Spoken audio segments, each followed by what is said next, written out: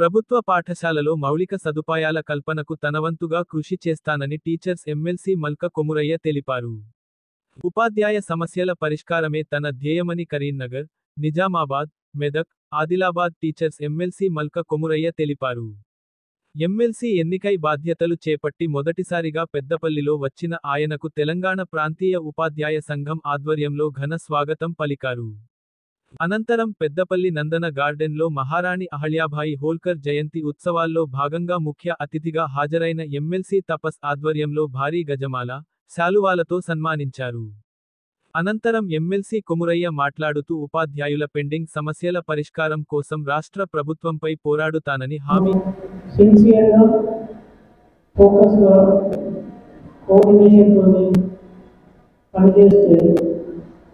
Result ఎప్పుడు positive వస్తుంది.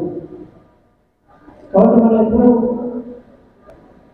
Positive ఆలోచనతో ఉండాలి. ఇప్పుడు మనకు మనం రైట్ వింగ్, లెఫ్ట్ వింగ్, ఈ లెఫ్ట్ వింగ్ కమ్యూనిస్టులు ఎప్పుడైనా ఏం చేస్తారంటే ఆల్వేస్ నెగటివ్ మాట్లాడతారని సొల్యూషన్ చెప్పాలి. మమ్మల్ని ఎక్స్ప్లైన్ చేస్తుందని లేకపోతే అన్ని నెగటివ్ కామెంట్ చేసి దేశాన్ని లాస్ట్ ఫస్ట్ 50 ఇండిపెండెన్స్ అప్పటి నుంచి కూడా మొత్తం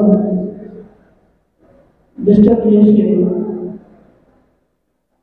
దాన్ని మనం ఓవర్కమ్ అయి మనం బీజేపీ పార్టీ కానీ ఆర్ఎస్ఎస్ 100 ఇయర్స్ వాళ్ళు తపస్సు చేసినట్టు చేసి 100 ఇయర్స్ కష్టపడ్డ మన ఆర్ఎస్ఎస్ సంఘం కష్ట ఫలితం మనం ఇప్పుడు ఆలోచిస్తుంది. బీజేపీ గవర్నమెంట్, వాజ్పేయి గారు గవర్నమెంట్ వచ్చింది 18లో. ఎప్పుడైతే బీజేపీ స్టార్ట్ చేసినప్పుడు 84 ఎలక్షన్లో 2 ఎంపీ సీట్లు వచ్చింది. అందులో ఒక సీటు మన తెలంగాణ జగన్రెడ్డి గారికి వచ్చింది. ఆ స్టేజ్లో నుంచి మనం ఇప్పుడు దేశాన్ని రూలింగ్ చేస్తూ మొత్తం ఇండియాలో ఉన్న స్టేట్లో మెజారిటీ స్టేట్స్లో బీజేపీ గవర్నమెంట్ రూల్ చేస్తూ గవర్నమెంట్ ఇండియాలో మోడీ గారు లాస్ట్ 11 ఇయర్స్లో 10.5 ఇయర్స్లో మోడీ గారు 18 అవర్స్ కష్టపడి మన కొరకు మన ఫ్యూచర్ జనరేషన్స్ కొరకు ఏ విధంగా దేశాన్ని ముందుకు తీసుకెళ్తారు. కాబట్టి మనకు సమస్యలు ఉన్నాయి. కాబట్టి సమస్యలకు మనం అడ్జస్ట్ అయిపోయి ఈ సమస్యలు ఒకరోజు వచ్చినాయి. లాస్ట్ 30 నుంచి వచ్చే సమస్యలు ఎడ్యుకేషన్ డిపార్ట్మెంట్కు, మన స్కూల్ వ్యవస్థకు, కాలేజీ వ్యవస్థకు ఈ ప్రాబ్లమ్స్ వచ్చినాయి. లాస్ట్ 30 ఇయర్స్ నుంచి నెగ్లిజెన్స్తో బడ్జెట్ ప్రాపర్ అలొకేషన్ లేక, ప్రాపర్ అడ్మినిస్ట్రేషన్ లేక ఈ ప్రాబ్లమ్స్ అన్నీ మనకు వచ్చింది. కాబట్టి ఇవన్నీ ఒక రోజులో పోయే సమస్యలు కాదు. అట్లనే మనం ప్రయత్నం చేసుకోకుండా ఉండదు. కంటిన్యూస్గా మనం ప్రాబ్లం ఐడెంటిఫై చేసి ప్రతి ప్రాబ్లంకు సొల్యూషన్ ఉంటుంది.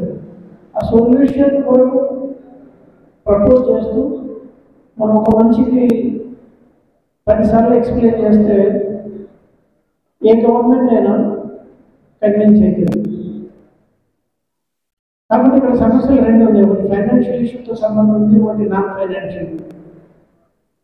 ఫైనాన్షియల్ ఇష్యూస్ ఉన్నాయి. మనం ఒక కమిటీ లాగా ఫామ్ చేసుకుంది, దాని డిస్కషన్తో అందులో కొన్ని ఇష్యూస్ మనం సాల్వ్ చేసుకోవచ్చు.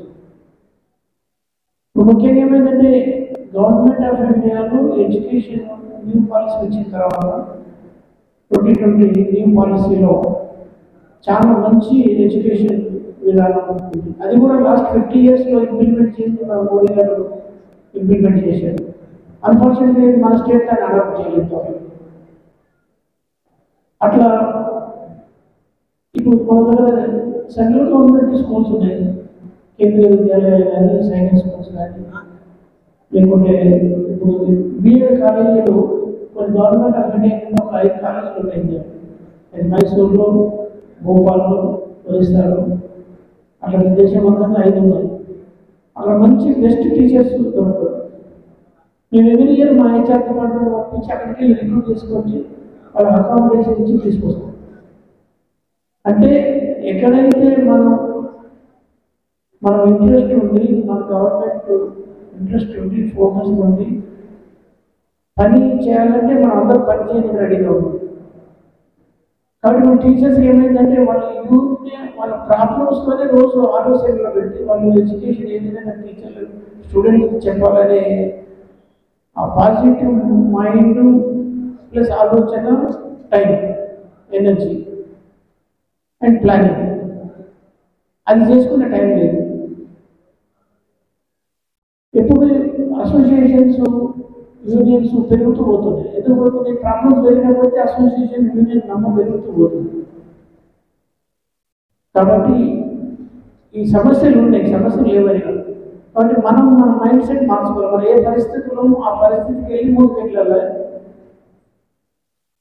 మనం ఎప్పుడు మనం తిట్టుకుంటూ వారి సమస్యలు ఉన్నాయి, ఈ గవర్నమెంట్ బాగాలేదు, ఆ గవర్నమెంట్ బాగాలేదు, లేకపోతే ఇట్లయితే బాగుంటుంది, అట్లా చేస్తే బాగుంటుంది అని మనం అనుకునే బదులు మనం ఏం చేయగలుగుతాం అనేది మనం పాజిటివ్ ఆలోచించు ప్రయత్నం చేస్తూ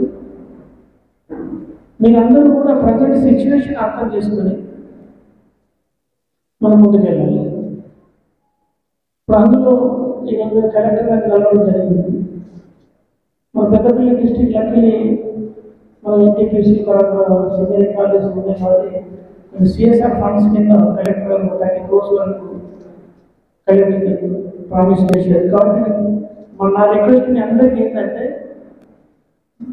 మనం ఈ డిస్ట్రిక్ట్తో స్టార్ట్ చేయాలి. మన ఫండ్స్ వచ్చినాయి కానీ కొంచెం మెయింటెనెన్స్ కానీ కొంచెం ఇంప్రూవ్మెంట్, ఇన్ఫ్రాస్ట్రక్చర్ ఇంప్రూవ్మెంట్కు యూజ్ చేస్తామని చెప్పారు. అందులో మీరందరూ కూడా కోఆపరేట్ చేసి ఫస్ట్ మన పెద్దపల్లి డిస్ట్రిక్ట్తో స్టార్ట్ చేద్దాం. ఇప్పుడు ఒకప్పుడు మేము చదువుకున్నప్పుడు స్కూల్ వ్యవస్థ అదే ఉండే, ఇప్పుడు అదే వ్యవస్థ ఉంది. కాకపోతే ఏమైందంటే అప్పుడు టీచర్లకు ఇంత సమస్య లేకపోతుంది. అంటే 45 years బ్యాక్, 50 years, 45. అయితే అది రాను రాను అది ఈ వ్యవస్థ ఖరాబ్ అవ్వట్లా. ఇప్పుడు ఎప్పుడైతే ఏమైందంటే సొసైటీలో ఇప్పుడు గవర్నమెంట్ స్కూల్స్, అప్పుడు ఓన్లీ గవర్నమెంట్ స్కూల్స్ ఉన్నాయి, private schools very few convent schools ఉన్నాయి. రాను రాను ఏమైనా ప్రైవేట్ స్కూల్స్ ఎక్కువ వచ్చినాయి. కానీ